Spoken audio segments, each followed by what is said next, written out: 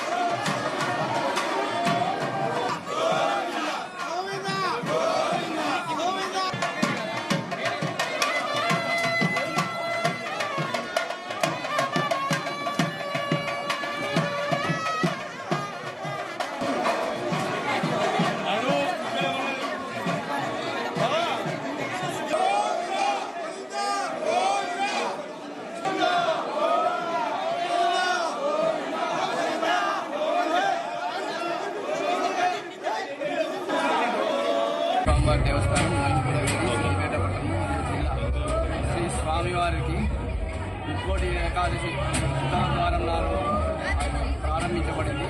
భక్తులు మనకు ఇచ్చినటువంటి క్యూలైన్ లోపల సమయంలో పాటించుకొని ఒకరి వెనుక ఒకరు లోపలాడుకుంటూ కాకుండా నెమ్మదిగా వచ్చి ఆ స్వామివారిని దర్శించుకొని స్వామివారి పాత్రలు కావాలని కోరుతున్నాము.